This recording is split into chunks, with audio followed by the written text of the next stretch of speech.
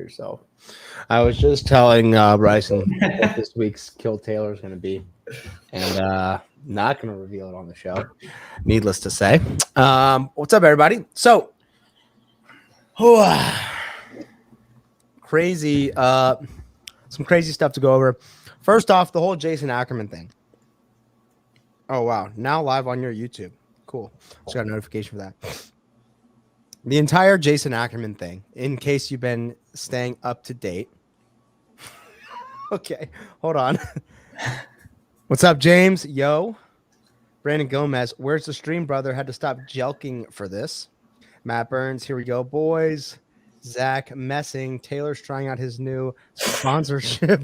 I don't even know how to use it yet, so Kenneth the Lap, what's up, nerds? True. What's up, gents? What's up, gentlemen? All right, the Jason Ackrian thing. He's a fantastic coach. Clearly, he wouldn't be on staff if he wasn't. Insane coach. The guy just gets half naked in the sauna and puts out takes that are ass cheeks. And maybe he doesn't think they're ass cheeks. I think some of them are ass cheeks. So, literally, the only thing that occurred was he put an ass cheek takeout, and I spanked his ass cheeks on it, and that's that. He said, I think he knows they're ass cheeks because he really leans into this is controversial, and I think he just wants comments. 100%. He's looking for engagement, and that's fine. We do it too. Hiller does it. But look, I'm gonna come at some ass cheek takes. Just my 2 cents. He did invite me on his podcast at the games after our back and forth. I'm definitely gonna go on it. So I'm looking forward to that. Let's see what else. Essentially, all he said was you shouldn't work out more than once a day unless you're one of these 3 people. And I vehemently disagreed. Then I posted a bunch of DMs of people agreeing with me, disagreeing with him. Then he made a response video, etc. Whatever. All good. So here we are. This was initially going to be me thoroughly bending him over my knee and spanking his booty cheeks. But now that I'm going on his podcast, I'm not going to do that. I'm just going to wait till his podcast. Anyway, so we decided to do a live Q&A. It's been a while since we've done a live session. We did this. We made this sick new StreamYard backdrop, as you guys can see. This is what a Canva Pro membership gets you, in case you're wondering. Look at the little cute little white lines surrounding me and Bryson. And we got 25 questions to get through. The first one is going to be probably the most controversial. And in fact, while we're at it, let's just go to Instagram. I got to pull up this post so that we can actually go over this question. Perfect. All right. So I'm going to share the screen and we're going to get into the questions, people. And then I'll hit the comments for some other questions. All right. So here's what we got. Question 1. Opinion on the foreigners bitching about the camo games jerseys. I got to change the backdrop. Sorry, you guys. This is a rookie mistake. 1 moment, please. There we go. Okay. Opinions on the foreigners bitching about the camo games jerseys. Okay, here we go. So big question. Crazy connotation. I don't think foreigners in a negative connotation, but let's look at maybe it isn't that comment, but let's look at the comments. There are a lot of people who aren't American who are like, okay, first, this is classic. First comment. The comments are getting political and ignorant. What have I done? All right, here's what we got. Basically, there are a lot of people saying, here, this is a perfect example of a comment. It's giving Team America World Police. That's a movie that was made in claymation. When I was about 11 years old, I ordered it on pay-per-view at my grandmother's house and got in tons of trouble for doing it. It's extremely inappropriate. Basically, people are saying, oh, it's military. Fuck the military. It's American military. We don't care about the American military. This is a global sport, etc. Bryson, do you want to take a first crack at this question? Your opinion on this? Hold on, let's read some more comments before we stop. I want to see someone actually complain about it. Okay. Everyone loves the military, right? Right? Military inspired or paintball inspired? Here we go. We're gonna get some. So These are bad. First off, this one is hugely complaining about it. It's giving Team America world police. Yeah. Meredith Root is incredibly woke. I responded. I said you should try to cancel them because she tried to do that to Chase Ingram. Let's see. I spent like an hour in these comments. So wait, pull up James Carr's comment. This was my first thought. This was my immediate thought. Hold on. I got to find that. Let's find this. Okay. Please stop tying CrossFit together with the military. If you hate America, give us all our money back and defend yourselves from now on. Wow. This is getting crazy. Not going to read any of those. Here come the military haters. Another year of blah uniforms. How are we going to see them? The good news for my husband is that I won't spend a penny on that. I'm glad to see I'm not alone in being uncomfortable with the heavy military influence in CrossFit. America's military is a convoluted gray area at best, and at worst, the business end of bloody imperialism. Let's see. I'm so sick of the military being forced into everything. Blah, blah, blah, blah. Okay, let's go to James' comment. Where is this? James Carr. Great comment. This one? Yeah, that was my immediate thought. Yeah, well, I think if you're a Western power like Europe, UK,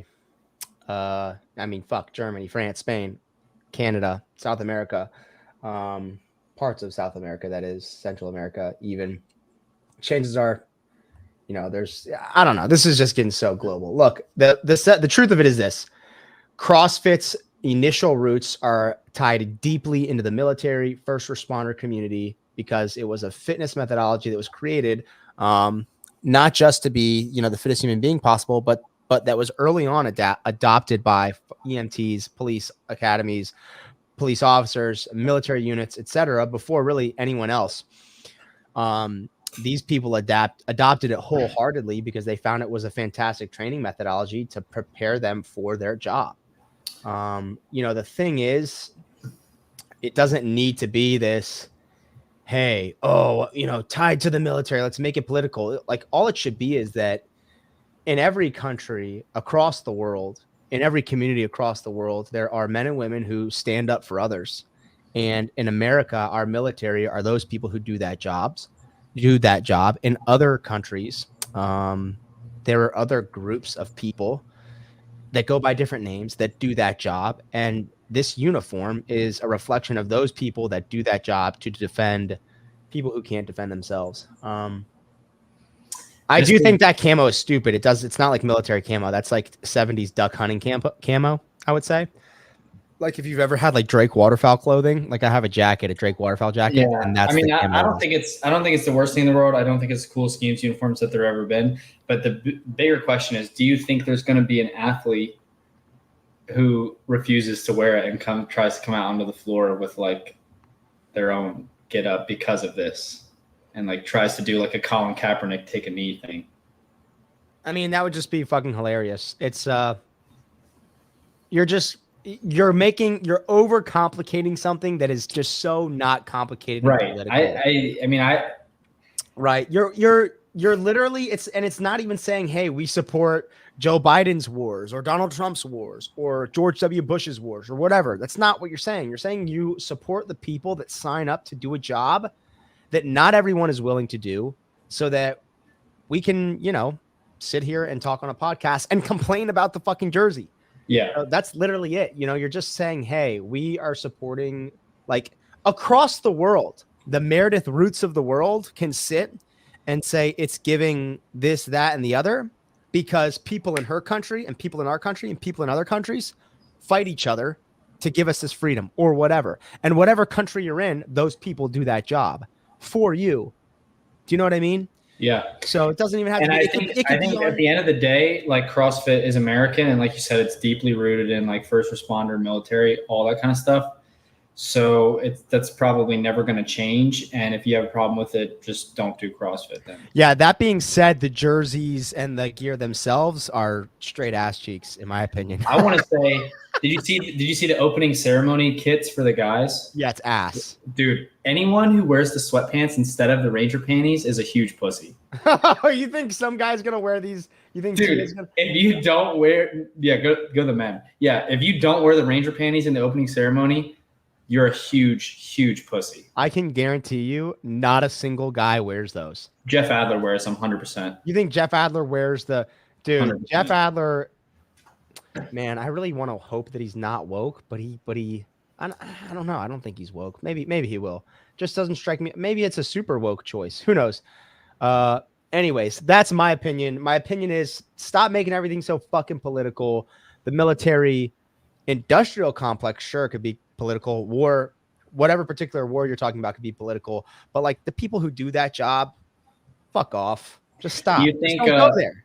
The person who commented about the military being forced in everything, how do you think they feel about a certain ideology being forced into like kids shows and books and kids classrooms? I'm sure they love it. I'm sure they also were the first person to tell everyone to get vaccinated.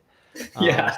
It's giving Team America World Police. Hey, it's giving Team Pfizer World Killer, World Vaccinator. It's giving Team Pfizer, Meredith. So fuck off. Anyways, that's my opinion. This show is definitely getting demonetized. Next question. Judy Reed says he's 100% woke, talking about Jeff Adler. Oh. I wouldn't be 100% surprised, but I will say I remember when there was all those forest fires in Canada, and he was like being cautious about the time of day that he trained because he didn't want to breathe in all that smoke and stuff like that. And I feel like if you care about putting like wildfire smoke in your body, you would care about putting man-made crap in your body. Just because you got a vax doesn't make you woke, first off. Maybe odds are increased, but anyways, we're not going there in the show. You know what our opinions are if you follow my personal page. All right. Next question. Lying down after a workout. Yes or no? Kill Taylors not included. I lie down after the Kill Taylors.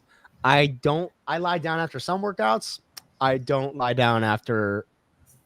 There are some that I do, some that I don't. This was actually one thing that we talked about when I first moved here. Mm-hmm. Because I, like 2 years ago, made it a point not to. After this one workout, I did 975 snatches and clean and jerks at 135. And I was like, I'm not going to lay down at this workout, see what it feels like.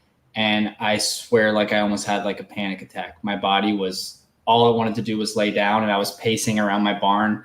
And it took me forever to feel like I recovered. And I was like, because that was so hard, I'm never laying down after a workout again. And I didn't for a long time, and I never did when I moved here either. And then you can talk about what you told me. I'm just going to pull this comment up. Matt Burns, Miko says you're a pussy. It's crazy because I'm way fitter than Miko's ever been. And I lay down after some workouts.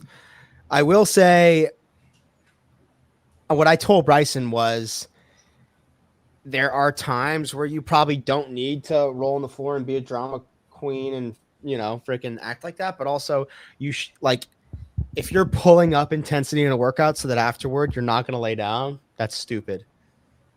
You should definitely. It's not always a conscious thing. Like you're not thinking, oh, I'm going to go slower here so I don't have to lay down. But at some point you've made that commitment to yourself. Whereas I think you should for sure put yourself to a place where you can't not lay down once a week. I mean, that's basically the open. Right. That's true. I do. I lay down sometimes after I fall off a box. I only fell off one box in my entire life. Just so happens that all of you fuckers got to see it. So next question. Team in 2025. Negative. Should I only do one workout a day? This is what me and Jason Ackerman got into an argument over. Most people, I would argue, only need one expression of intensity a day. Me and Bryson have talked about this. And I teach at CrossFit Charlotte like this. One expression of intensity. That being said, most people could have a ton of benefit or could benefit a lot from some practice, whether that's in the form of gymnastic work, barbell technique work, even practice weightlifting, and an expression of intensity or multiple forms of practice. And there is a cohort of people that could benefit from working out under intensity more than once a day. A large group of people, and they don't just fall into three categories. They fall into a ton of different categories. You're an athlete. Your job requires strenuous activity. You're a first responder, military personnel, et cetera, et cetera.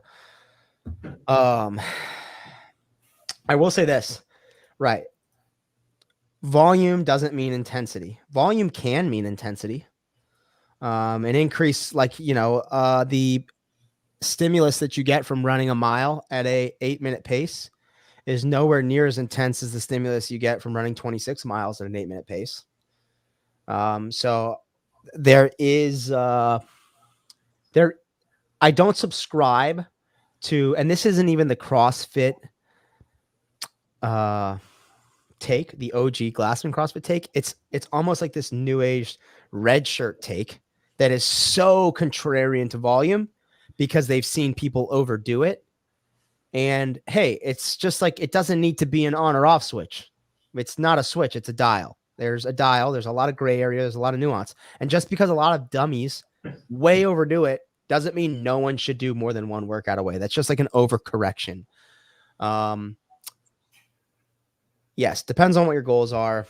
Depends on how you define workout, etc. Should you do Fran 5 times a day? No. Are you going to lose all of your business opportunities and potential spouses if you do Fran in the morning and Helen in the afternoon? Also, no. If you want to take class in the morning and you have time and you want to and you enjoy CrossFit and you want to go back to the gym and do some practice or skill work later or strength work, great. What was his third category? He said games athletes, semifinal athletes, and what? Some like 15 to 17-year-olds, blah, blah, blah. I turned it off after that point. Next question. Would you rather pee a grape or shit a pineapple? I said I'd rather shit a pineapple. Yeah. Okay. Running background and have gone all in on CrossFit, but I need to put on mass. Best approach. Running background. Well, I would definitely not prioritize running because you have a running background, and I would definitely prioritize weightlifting since you need to put on mass. But I don't think you need to prioritize weightlifting necessarily in the sense that you are thinking that I mean. I don't mean you need to go on a small off squat cycle or a Wendler 531, but you should program an inherent bias in your CrossFit towards weightlifting modalities or weightlifting implements, whether that's 95-pound clean and jerks in one workout and 225 clean and jerks in another, or 185 body weight deadlifts for a lot of reps one week and 405 deadlifts for very small amount of reps the next week. I would not get locked into the trend of, okay, I need to do this periodized progressive overload. Still do CrossFit, still do constantly varied functional movements, high intensity, but bias your workouts towards external loading, and maybe less of a bias toward longer monostructural stuff. You probably still need a lot of gymnastic work if you're new to CrossFit, body weight skill work. But I would say a lot of your workouts, you could make the get out of breath factor a weightlifting implement. Bryson, thoughts? Yeah, I think that's a really good point, is you can still bias towards weightlifting and not be like, oh, I can't get out of breath this entire week. I need to just be doing 5x5 back squat, 5x5 deadlift, alternating days. Like, you can do a workout where you're getting extremely out of breath, but you're moving external load. And, the things that we start the morning with, typically I start days with machine stuff because I suck on machines, but you could just as easily do like a rowing and deadlift workout and just prioritize stuff like that. Throw something external into it. I'm going to pull this. Another big thing is diet. Make sure you're eating well and you're eating a high protein diet and you're not in a deficit. If you're trying to put on mass and you ever train fasted, you're being incredibly counterproductive. You should never train fasted. You should be full more than you are hungry if you're trying to put on weight and mass. There's a fine line between getting fat and putting on muscle mass, but you need to eat clean and you need to eat more than you're expending. Dave Greco, when should you RX and miss the stimulus time versus scale and hit the stimulus? For example, if I scale dumbbells to the 35-pound, I feel like I'm not building strength or comfort for 50-pound dumbbells. That is incredibly subjective. I would say more often than not, you should modify to hit the stimulus. But so let's say 70% of the time, 7 out of 10 times you modify to hit the stimulus or you hit the stimulus. Either you're modifying to hit the stimulus or you don't have to modify, you still hit the stimulus. 30% of the time, if you have an inherent weakness in a particular area, I think it's okay to miss the intended time domain or the intended work completed in an AMRAP, for example, to work at a higher skill or a heavier loading, as long as the higher skill repetitions and the heavier load repetitions are quality reps in the workout under fatigue that are actually allowing you to practice and get better at it, rather than grinding out really shitty reps at a skill level or a weight that you just shouldn't be doing. I think the class workout today is a really good example of that. Like someone who's working on strict handstand push-ups, the goal was to be under 9 minutes. But if someone is like, hey, I can probably get through 15 and 12, but I might be doing singles on 9, but I really want to work on my strict handstand push-ups, it might take me 11 minutes. Today, the class workout today and 60 workout was heavy and strict Diane, but with the handstand push-ups first, so that athletes can knock out a set of strict handstand push-ups fresh. And the intended stimulus was like 4 to 9 minutes. And there's a girl in our 1145 class who did, so the weight was 275, 185, and strict handstand push-ups, 21, 15, 9, strict handstand push-up deadlift. So there was a girl in 1145 class who did 165 instead of 185. And she added a couple, like 2 riser pads to do a wall facing handstand push-up. Because I was saying, hey, for some people, a wall facing is easier and you have a little bit more stamina. You can press more with your chest muscles, especially at an increased or a decreased range of motion. So she had maybe 3 inches decreased range of motion, and she did 15, 12, 9. And that was going to be really hard for her. And I was like, hey, if you're over 9 minutes today, whatever. And she was like 10:50. But I think that's a perfect day to miss the stimulus, is something like that. All right. Hit the old CrossFit football program, putting on mass. That's a good take. That's a good program. Some good stuff in there. John Wellborn. All right. Goals for Sentinel training long term. Bryson, what do you think? No one's going to know what comp train, proven, HWPO, Mayhem are. Everyone just does Sentinel. Who doesn't go to an affiliate? A new world order. Yeah. Global government. Yeah. No, but in all seriousness, yeah, we want to be a household name. We want to be like, we want to be the training program people think of when they think CrossFit. They think Sentinel training. When they think best GPP, general physical preparedness, most fun, best coaching, best value, the most I'm going to learn from any program I could buy, the best education I could get from an online program. Because for me, that's a huge selling point of online programs. Hey, I want to know what they're doing and why they're doing it. That's what we want to be. And we always want to have the best community, people that we talk to, interact with, answer questions, coach, hone our own skills. The business model that I want Sentinel to be, and I'm, want to buy CrossFit Charlotte from my boss one day so that we have the full spectrum of CrossFit. And I believe like the base of the pyramid for this business model is an affiliate where you coach. And everything else is built on top of that. So that's long-term goals. Own an affiliate that is our base of operations, studio, place where we can test all of our workouts, where we can coach, become better coaches, stay sharp as coaches, and where we can be, the lifeboat to chronic disease. We want to really, that's what we care most about. Do you think that there is something that could happen or a number you could see or something that would make you feel like Sentinel is a household name? Like you'd be like, yeah, we're a household name now. Or do you think it's always just going to feel like, it's right over there? Like we're almost there. I don't know. I guess I kind of feel like if we had the same membership base as street parking, I would feel like we're there. That's, I guess, such a subject. I'm not even going to say how much because I don't want to suck their dick. It's a lot. I don't know. I don't know what it'll feel like. I don't ever want to be content with it, though. Right. I want to make sure that I'm always there's room for us to get better. Right now. That's why I'm asking, because I know you won't ever be content with it and that you shouldn't be. And it's sometimes is hard because we are in this bubble of all these people who know of Sevon and this whole group and stuff like that. I feel like is its own bubble within CrossFit, and CrossFit 100%. Is already a bubble. So it can feel like, hey, yeah, everyone we talk to knows what Sentinel is, but Hey, Brandon, they're on Vindicate's website. You go under partner apparel and we've got a whole line of stuff, bro. Yeah, if you guys want some sick gear, you can get the shirt Bryson's wearing. Can't get this thing anymore. It's cease and desist. But you can go get all our Sentinel training gear at vindicate.com. Partner apparel, Sentinel training. We've got a bunch of new merchandise. Pretty sick.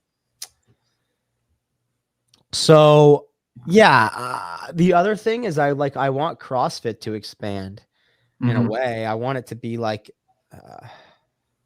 I want there to be really, and also educational. Like I really want us to prioritize like putting out like coaching stuff, education, so that people have like free access to information that can make them better coaches, better athletes, etc.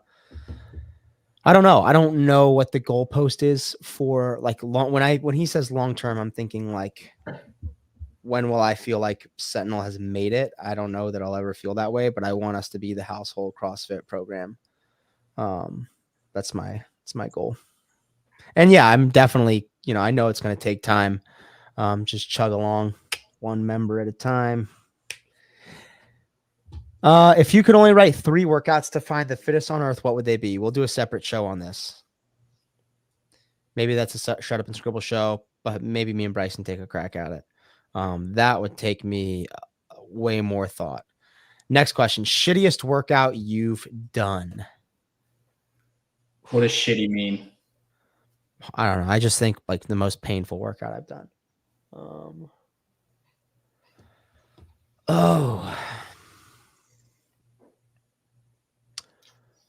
Touch the dock was pretty bad.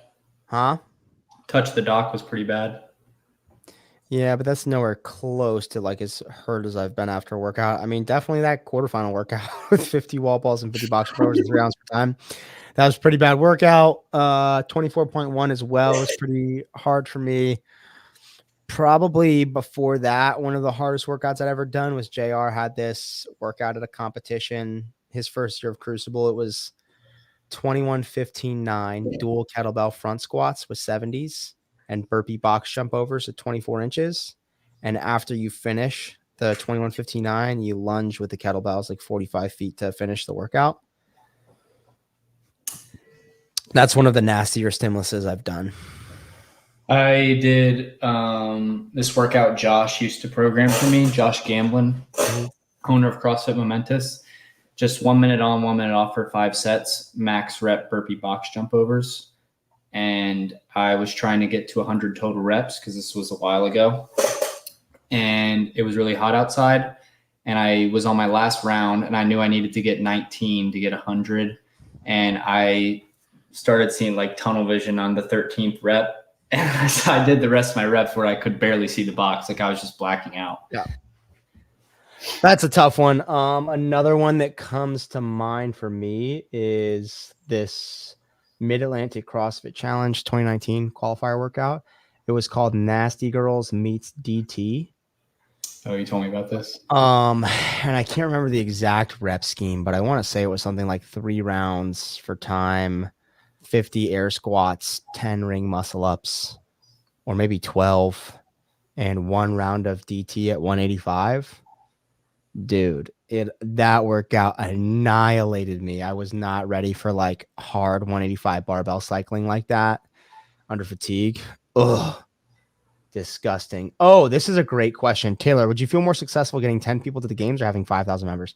Definitely having 5,000 members. Yeah, I saw that and I was like, I don't even think that's a question. Like, yeah, not at all. I don't care about sending athletes. It's not like this goal of mine. I want to send all these athletes to the games. I definitely work with athletes who have that goal and I want it bad for them. And I know they want it bad, but in terms of a business, I wouldn't even, I guess from a business standpoint, the 5,000 members a no brainer, but also from like a word of mouth to impact you have on people. Like it's way fucking cooler for me to be a part of that. Hey, every day I get to go in my garage or go to my affiliate and hit this workout that I have a ton of fun doing, feel good afterward, look good, be fitter, do it with my friends.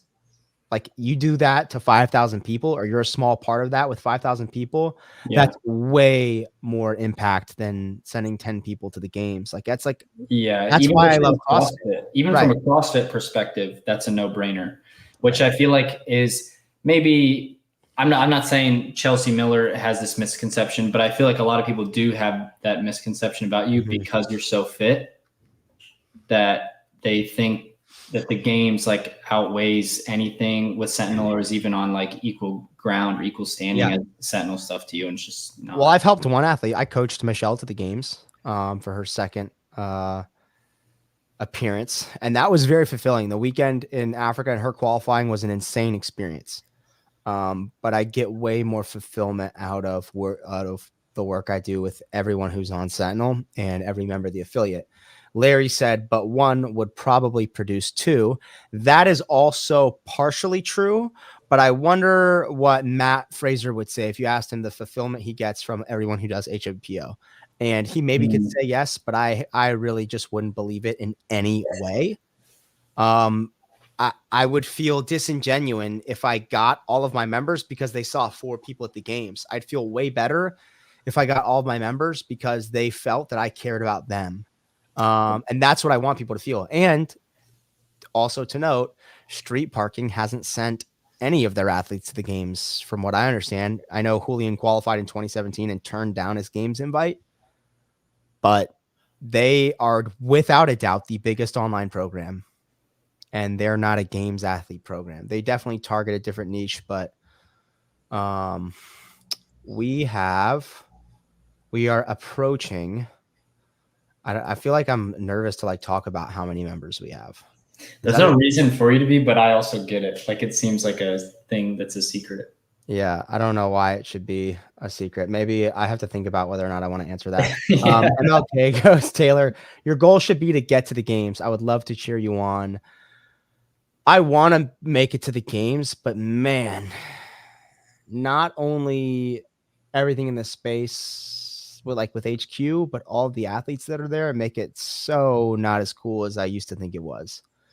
Having been back there in the warm-up area, coaching athletes, being around other athletes, knowing a lot of the other athletes, like it's not the days of Scott and Rich and Josh and Spencer Hendel and Ben Smith anymore.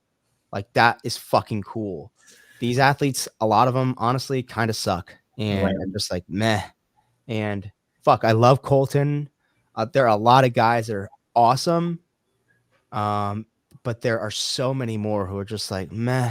I wish I knew some of the European guys more because I feel like a lot of them are cool as fuck. Lazar, I think, is cool. After listening to Yellow Hostay's interview with Sevon, I think are cool as shit. Yeah. Wow. Stop. I'm not even reading that out loud, bro. Kick rocks. Taylor, would you give up your competing career if it meant you had 1,000 members that you are making a major impact on? We are. How do you know we don't have 1,000 members? Yeah, we're not far away from 1,000 members. We are at the moment right around 800 plus or minus some. Which has been amazing. It's incredible for us. And we plan on continuing to grow a ton. But no, I wouldn't. I think the reason I love it so much is because I don't have to give up one for the other. That being said, I without a doubt prioritize Sentinel. Like I don't put competing and training first. If I have to not work out in a day because I'm behind, I don't work out. Do you know what I mean?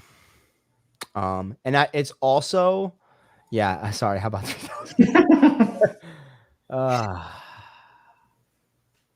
I don't know. That would, if that were actually a scenario, hey, choose this or this. I would probably prefer more to make an impact on 3,000 people than to make it to the games once. The reason it's a hard question though is because it's not one or the other. You're gonna be competing and have 3,000 members. Like. It's not something you have to choose. Brandon Gomez, you guys should do Sentinel 60.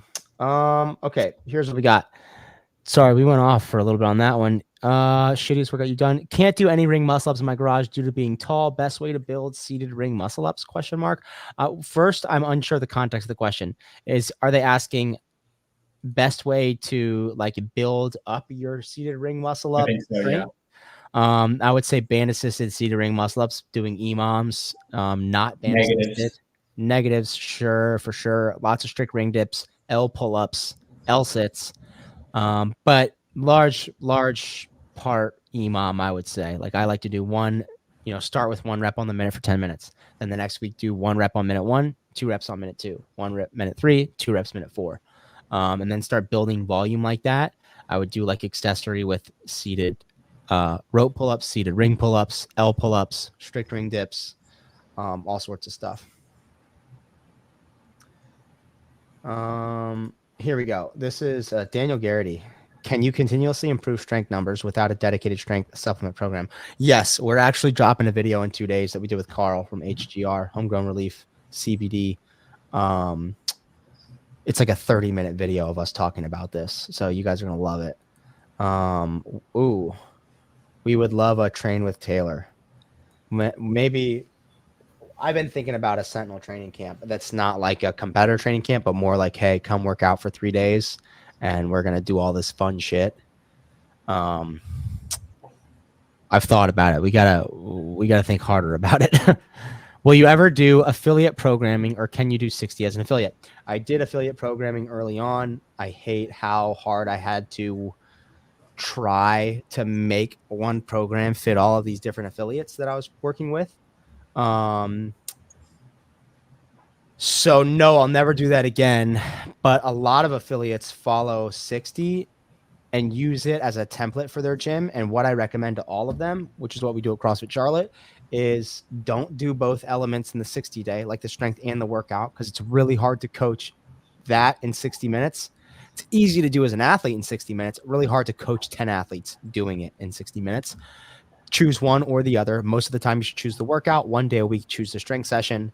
1 day a week, do a skill with the workout. Like if the workout if it's, for example, today on the 60 track was like some deficit deadlifts and then that strict heavy Diane. If you're a class, do strict heavy Diane and do a skill session of strict handstand push-ups or handstand push-ups or teaching the handstand push-up and then do the workout.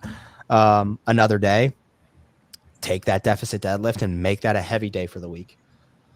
A lot of affiliates, maybe we have like 15 or 20 that do that with the 60 track. And I definitely don't charge anything extra. Just $20, and I'm stoked that you guys want to share it with the people that you teach and train. Pick one mono element to improve your engine. What is it and why? Bryson, go. I already have mine. Running. Yeah. Why? You're supporting your own body weight.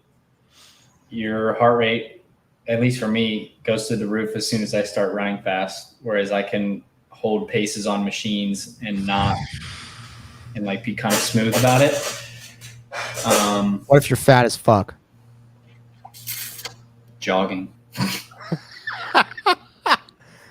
Okay, Walking. seriously? Walking, yeah. Okay. All right, I agree. Running for the same reason, you're using your own body weight. You can modulate it in like basically any way possible. You can add weight to it. You can do it really fast and hard for 10 seconds. You can do it for 26 miles. You can do it up a fucking hill. You can do it upstairs. You can do it on a track. 100%. Running is without it, and it's proven too. It recruits the most muscle fibers. Like it is. I'm too fat for jogging. Walking. Go for a walk, Larry. A ruck, stair stepper. Like go to a stadium and just walk the bleachers. And running will translate to other things more so than other things will translate to running. Yeah. Gosh. Lizzie sent me this sick restoration hardware leather couch. We're not new. Trust me, people, not new. Facebook Marketplace. And I asked her to buy it. And I don't think she did because you just sent me another one. 2025 games. Are you pushing for that?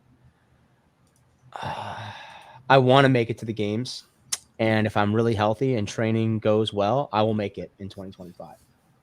I think it's a goal. If other things come up and get in the way, then not get in the way. If other things come up to take priority, I won't shirk my responsibility or my priorities to go. It's not that for me, but damn, I really do want to make it. If just for the sense that like I prove it to myself that I am capable of doing it. Best 3 running workouts. I think there's kind of like a right answer to that. What? best 3 running workouts. I would say 5K, 6 by 800. 6 by 800 or 8 by 600?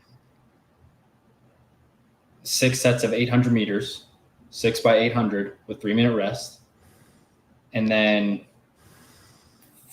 8 by 400 with 90-second rest. All 3 of those workout options are for advanced runners, Jake, and you wouldn't be able to do any of those 3. Jake is my best friend, Bryson. Those aren't for advanced runners. You can run a 5K. No, Jake can't run a 5K, bro. Dude, you can walk a 5K. Okay, walk 6 by 800, bro. See you tomorrow. You fucking asshole. I think if for advanced, those are great options. Otherwise, what you could do is a 20-minute run for distance. You could do 5 sets of 4 minutes on, 2 minutes off, or 6 sets of 4 on, 2 off. That would be kind of simulating like a 6 by 800. And then you could do 8 sets of 2 minutes of running, 1 minute of walking. Yeah. All right. I like time like that too. Okay. Pros and cons of certain workout styles. Pros and cons of for time, AMRAP, EMOM, interval, chipper, fight combat, Tabata, etc. Okay. Pros and cons of for time. The pros of for time is you know exactly how much work you need to accomplish. The con of for time is it may take you way longer than it should to accomplish that particular amount of work, and you get locked into a particular rep range or amount of work. Bryson? I would say, yeah, like a pro is that you have incentive to try harder because you're done sooner. Mm-hmm. And a con is it might take you way too long to do the prescribed amount of work. AMRAP. Pros are it's a set time domain for everyone. So you're not going to spend too much time or too little time working out based on what the prescription is. The con is for really, really conditioned athletes on a workout that's not for conditioned athletes can do way more volume than there's intended, which happens less frequently. More frequently, what happens is you don't work as hard because there's no set amount of work. You're less incentivized to go harder because you know you just have to move at a particular pace that you can sustain for however long. If that makes sense. Right. Yeah, the opposite of the pro for time. It's like you can just chill and be like, all right, well, I can just wait 2 minutes and then I don't have to do anything anymore. Pros and cons of EMOM. EMOM. You can get really self-aware of what you're capable of and not capable of accomplishing volume-wise and time-wise and intensity-wise in a workout. For example, I know that I can hold however many unbroken ring muscle-ups for 10 minutes on the minute. You learn yourself really well. Other pros are you get really good at transitioning between movements under a tight time domain or practicing that in that particular style of EMOM. Other pros are practicing skills under low intensity or practicing skills and weights under increased intensity, but it's still like a practice focus. You can also have very high intensity focus. I would say the con of EMOMs is when you go over the minute, basically your workout's over. So you're just like, workout's done. It's not like an AMRAP where you're going for a set period of time and you can't really fail an AMRAP. It's also not like a for time. You can't really fail a for time. You can fail an EMOM and then your workout's over. I would say that's pretty much the biggest con. And I would say another con is under programming an EMOM. So you're not getting as much intensity as you probably need. Yeah, I think something that, this could be a pro or a con, but it's almost like giving up the responsibility of your discipline. Right. So it's like, hey, I have to go when the minute ticks over and start the next movement or whatever it is. Which can be a good thing and make you maybe push a little bit harder, but also can be a bad thing that, next time you do a for time workout, there's nothing holding you accountable. So you go a little slower. Interval training. Pros, you can accumulate a lot of time at a really high intensity by resting in between those intensities. So you can really develop your metabolic pathways using intervals. Like they're great. A big con of intervals, if you rely on them too much, is you lose a sense of touch with what it actually feels like to do a full CrossFit style of workout. For example, if you're always doing 3 on 2 off and you never do a 30-minute AMRAP, 30-minute AMRAP comes out or a 20-minute AMRAP or an 18-minute AMRAP comes out, you're going to be kicked in the fucking dick. So I would just say relying too heavily on them, and you know, you need to, it's, you know, the con to an interval would be not feeling the full spectrum of like a longer time domain. Yeah, I would say that's the one that people would be most likely to rely on too much. Right. Chippers, pros to chippers, you get to really practice developing your capacity with higher rep ranges in any particular movement, like dense chunks, 20 ring muscle ups, 30 ring muscle ups, 50, 60 toes to bar, 70 toes to bar. Cons to that is it could stop a particular athlete dead in their tracks and they lose all intensity. Any thoughts? Yeah, I don't like chippers. That's my bias.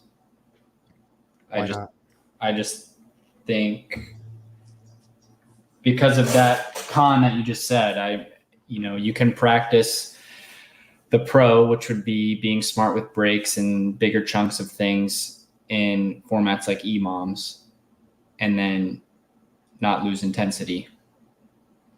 Right. Fight gone bad style. Pros are you have a set time domain at each exercise. So as you fatigue on one exercise, likely you're already almost moving on to the next one. Cons are similar to an AMRAP. You can just wash it intensity wise and not try. I would say a pro similar. I mean, it is an EMOM. A pro to that is that I've done fight gone bad style workouts. And then at the end of it, I was like, wow, if I just programmed that as an EMOM with the reps I held, I would have been like, there's no way I could do that. Right. Right. If you had to buy one conditioning machine, what would it be? Probably a rower. Either that or an Echo bike. Echo bike's a good one. I wouldn't buy a biker over a rower or an Echo bike. You can do more with a rower and an Echo bike. The only reason I would buy a biker over a rower is if I was buying it for like my garage or something and it was really tiny and I had rowers at like my affiliate. Okay, that's a good point. I wouldn't buy one first because you can't get anywhere near like the stimulus of a rower and an Echo bike on a bike erg. Like if you sprint for 1 minute on a bike erg as hard as you can, that is not the same feeling as sprinting on an Echo bike and a rower because you're using your entire body on both of those machines. C2, C2 bike sprint is almost muscular. Muscular. It's not as much like total body lactic. What is one innovation or change you see in the future of CrossFit? Innovation? Damn. CrossFit has already innovated so much. I don't know of like an innovation that I could think off the top of my head. They've innovated online competition. They've innovated, defining fitness. They've innovated functional, movements, work capacity across broad time modal domains. They've innovated that. Change. Private equity sells, HQ. Affiliate fees going up. Good innovation for them would be to give us media credentials. Oh, yeah.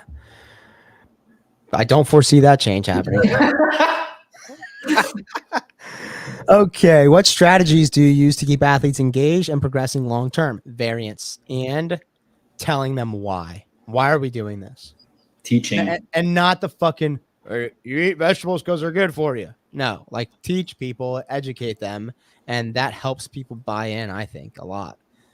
Thoughts on periodization and progression and how you utilize both for Sentinel. Periodization would be like, okay, at different points of the year, you focus on this.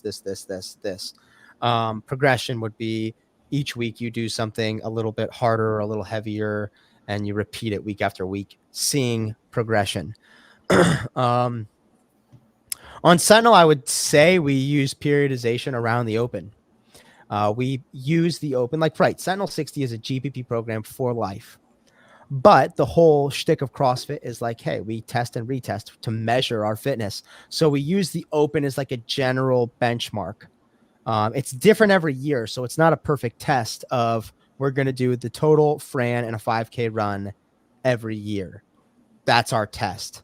Well, then in the entire year, you would just train Fran, the 5K, and the total, if that's how you wanted to see your improvement in fitness. I like the open as the benchmark test of fitness because it's unknown and unknowable. So you have to train a broad range of time domains, energy systems, movements, modalities, patterns, etc.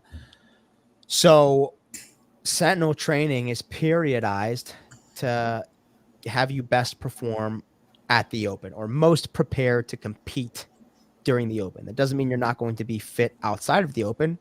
But for example, from April, May, June, from June-ish, May, June-ish to mid-December, we do 4-week strength progressions with a 1-week break in between each. So like 7 cycles. And that is how we use a progression. We use those 4-week progressions to improve what we're working on those 4-week periods. And these 4-week periods are simply like, okay, a theme of lifting on each day, and you'll have a lifting session. It's still pretty varied from week to week in comparison to like typical strength training templates. But it is a progression.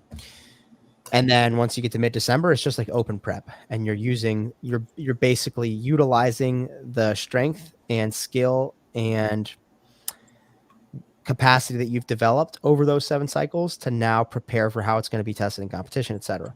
So that's how we use it in Sentinel. It's still super varied. I don't subscribe to like, the same thing every week, just heavier, different, whatever.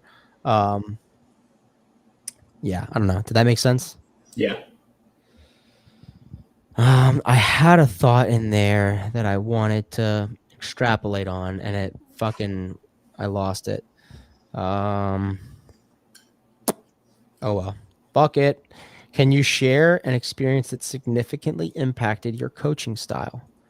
I would say learning how to coach from Jeff Tincher, it's level 4, individual of the 2009 CrossFit Games, and definitely Andy Hendel, my boss now. Both of them level 4s. Just learning under them really gave me an idea of like how I wanted to coach. I don't, was that supposed to be one experience? Gosh. Yeah, I don't know that I could narrow it down to one experience. Being mentored by both of them, I think also being sober and like the vulnerability that you are taught to have in sobriety, I think allows me to connect with people in a unique way. That definitely has an impact on my coaching. I can just be myself fully, and people, I think, like I connect easily with people because of that. People can feel that I care. What is one piece of advice that helped you progress the most as a CrossFit athlete? The first ever class coach that I had in CrossFit was the owner of the first gym that I worked at, would always tell me that I moved like shit. He would just say, "You move like shit."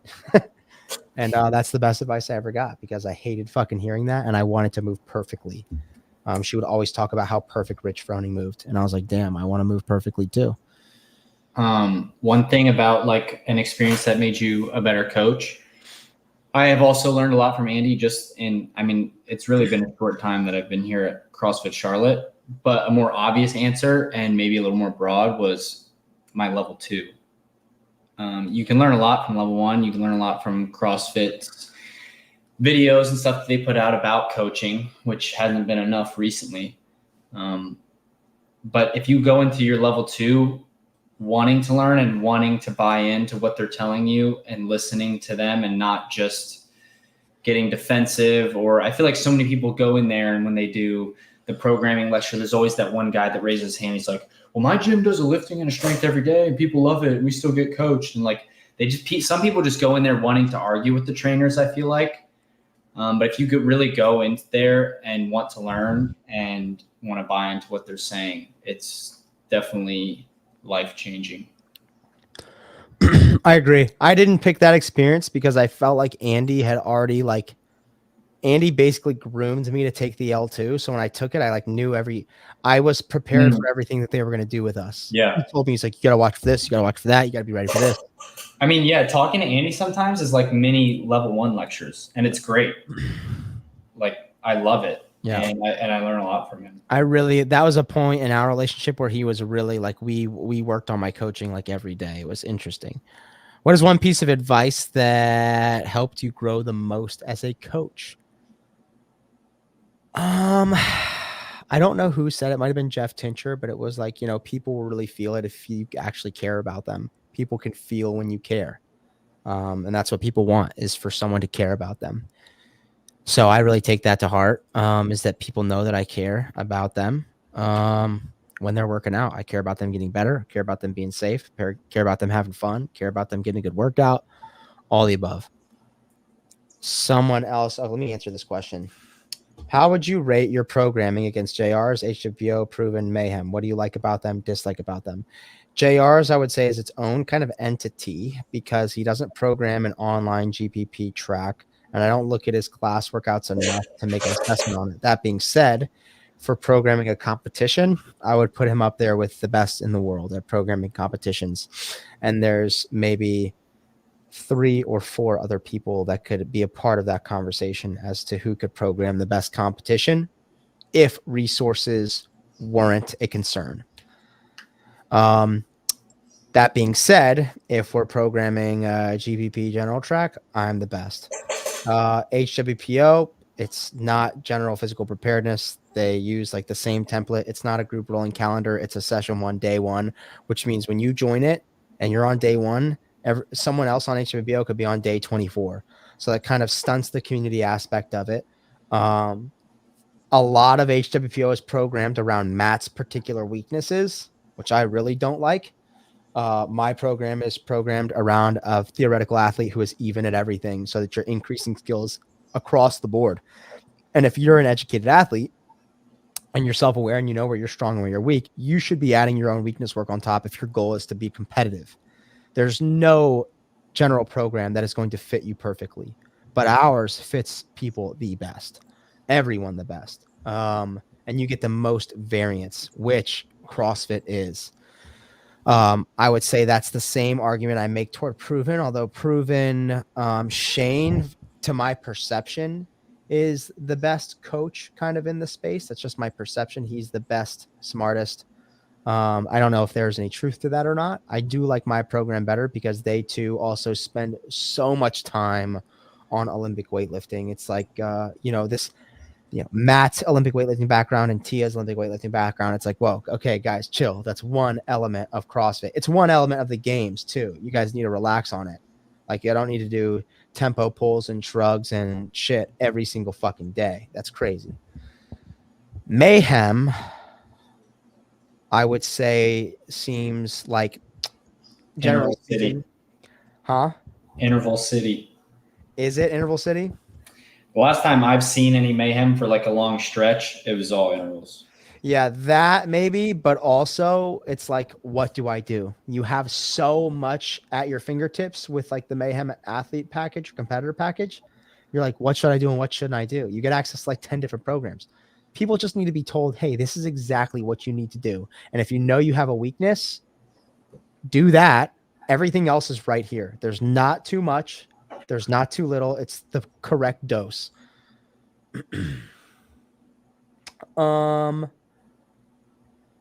Let's see.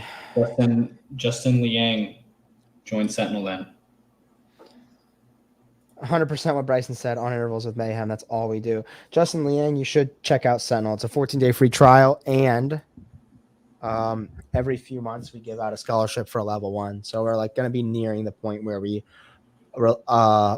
make access to the application open for our next member who we're going to scholarship a level 1 to. It'll probably be just after the games. I think the girl who got our first scholarship is going to be taking it like, maybe first week at the games, the weekend of the games, or something like that, sometime mid-August. Sick. After that.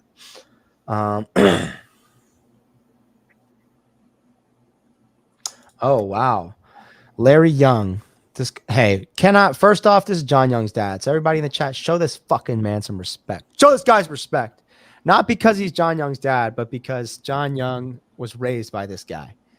And damn, I love John. Very great dude. The woman of the house has done a year plus on all the mentioned programs, along with 3 comp train. LOL. Old Misfits was good, but Junship isn't the most user friendly. I like Seth a lot. I respect him a ton, but she's doing Sentinel now.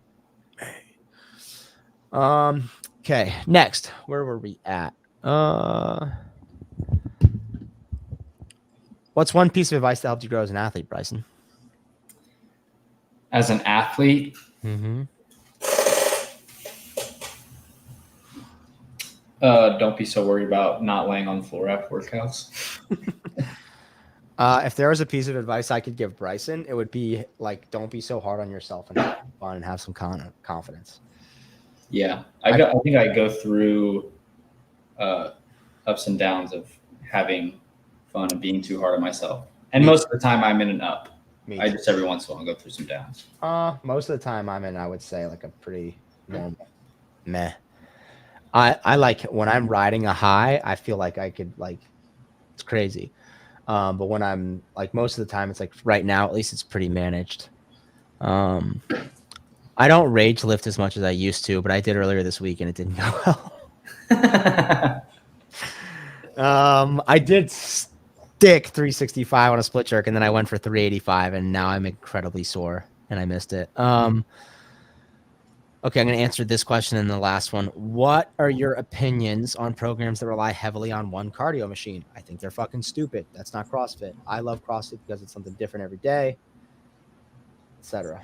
Rely on one cardio machine? Yeah, like a rower, like HWO, for example, has like this one stretch where they just row every fucking day. Oh, wow. Yeah, Eeyore syndrome. I have Eeyore syndrome. Dude, stop that. Process programming. Never heard of it. Is that this guy's program? Sorry, bro. Congrats, Grandpa to be. Congrats, Larry. And congrats, John. That's crazy. Is it a boy, girl? Oh, wow. Yeah, I saw that. That's awesome. They still do a blog, Daniel, but it sucks. If you could only have Jeffrey, we already answered that. If you could have only one machine, what would it be? I would pick a rower. Bryson said he would pick a exerciser. I would pick a cock pumper, the new sponsor. that would be my machine of choice. Yeah. Oh, this is a good question. Underdogs Athletics. I don't know much about Kotler's program. I do know Kiefer. I respect him a lot. Went over to Proven. My perception of Proven and HWPO and Mayhem is Mayhem maybe less than the others, is that all of them far more so prioritize the competitor over the person who's just trying to get the best workout they possibly can each day and do CrossFit. That's our priority. I'm a competitor. I prioritize the competitor, but I don't write everyone off as like an afterthought after that. Like, so it's like really important to me that people know that we're thinking about renaming the 60 track just because I feel like it sounds like it's a second hand or like, a negative connotation or like, that's, whatever, you're on 60. Like that's our main thing, main thing. Yeah. So let's see. Taylor, do you have an option for buying multiple months at a time? Don't care about a discount. Just wondering if I was knocking out X months. I've got some free cash flows. Yeah, I can set that up if you message me. I don't have like set up processes for that right now, but I can make that happen. I think we might have to wait a month because we're looking into some other options. Oh, it's another thing. If you guys have experience with SugarWOD, in the comments, we got some people watching right now. Just drop us a rating 1 to 5 on SugarWOD. They are also coming out with some new community features, which I'm not completely clear on yet, but sounds like a community messaging board or chat, which would be amazing. And we're keeping our options open. So let us know. SugarWOD, 1 sucks. 5, dope. From everything that I know, I am giving it a solid 4. If the community feature is what I think it is, it knocks it out to 5. Oh, snip. Why? Show up. Tell us why. 4. Oh, I'm going to DM Zach. Thank you, Zach. I'm going to DM you. Wow, everybody's dropping 4s. 5. Sheesh. All right. Last question. This is a good one. We've been on for an hour or two. What gets y'all up and out of bed every morning, fitness and coaching wise? Bryson, go.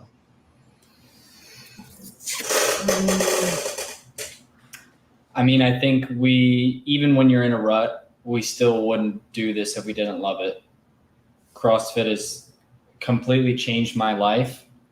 So in terms of my own training, that's part of the reason I get out of bed to do it every day. But also because of how much it's changed my life, I want to spread that to as many people as possible and help it change their lives and and help them understand that they can take control of their lives through CrossFit, which is what gets me out of bed to coach. Yeah, I have similar sentiments. Like when I found CrossFit, it became such an outlet and something I love to do so much. I think not only being around the people that like to do CrossFit makes me a better person, because inherently people who are doing really hard things probably have a higher chance of being successful. And I want to be around people that like to challenge themselves. But it just makes me, I don't know. I just feel like it's enhancing the person that I am. Every time I do a workout, I learn more about myself. I learn more about CrossFit. I become more resilient. I become healthier potentially. And I love it. It's just, gosh, it just is so much fun. I like when I first did my first CrossFit workout, like it kind of scarred me a little bit. When I went back and joined, I just became like addicted. And that's how I feel. I feel like a fucking addict. I can't get enough of it. So I just get fired up to train. I get fired up to be better. I get fired up to beat my old self. For sure. I get fired up to beat other people. What gets me out of bed and what fires me up most coaching wise is like, I want to share that with other people. Yeah. I want other people to like feel the same way I feel after I've PR to split jerk or PR to mile runtime, or felt like, hey, I went as hard as I possibly could in that workout. I couldn't have gone harder. The feeling of like content and fulfillment is like, it's awesome. And that's teaching you to work that hard in other aspects of your life too. The other thing that really fires me up is like coaching someone and seeing something click for them, but like the exact process of it like clicking, like even if it's just someone came in and they've never done a deadlift before and like for the life of them they can't get out of this like pooping dog deadlift position, you're like, hey, peel your chest away from your knees, and they're like that, and you're like, fuck, I love that feeling. Just teaching somebody something Yeah, fired up about. I think even in a more long-term way, for me, coaching, seeing someone's mindset over time change from when they walk in the door, just thinking like, hey, it's too hard to eat right, working out's too hard to do, like to be good at, to learn new things, all that stuff is too hard. Certain things that happen to me aren't in my control. Shifting from that to, hey, everything that happens to me is because of what I do with my body and what I put in my body, and them understanding like I'm in control of my life. Right. That more long-term than, yeah, it's awesome to see someone learn how to deadlift better, split jerk better, whatever. But I just think more long-term, like watching people's mindsets change and take control of their life through CrossFit is awesome. Like I was almost late to this podcast because after the 7 p.m. I was talking to one of our newer members about the 10 general physical skills and why CrossFit's different than other stuff. And it all started because I was demoing a pike handstand push-up, and when I got up, he was like, how long did it take you to get abs? Who asked you that? Lewis. Oh, nice. Damn, that's cool. Yeah. I like him, man. It's As well. awesome. Yes, prison defense. Love that cue. That's a big Andy Hendel cue. Squeeze the cheeks. Prison defense. That's prison defense. You gotta know your audience. My favorite thing about coaching is like when I'm in class, I know my members really well. I just love making people laugh with something that's just funny. Like I just have a lot of fun doing that, and I want them to have fun in class. Like I laugh so much in my life. A lot of it's at the expense of other people. A lot of it's at the expense of myself. But just humor is fun and smiling is fun. So I like to share that with other people too. All right. That's all our questions. We are monetized. Birchfield. I don't know why you guys can't super chat. I'm not sure if I don't have that turned on or some shit. I'll figure it out. But thank you everybody for watching. If you're not on Sentinel, you're interested in trying us out, 14-day free trial. It's the shit. And we're here to help and coach along the way. If you are, thank you guys for the support. I hope you guys are loving it. If you have any feedback, please send it our way because we always want to innovate and be doing better and improving and giving you guys the best that we can. And we take everything that you guys say seriously. So love you guys. Thank you for coming to hang out, watch. Deuces.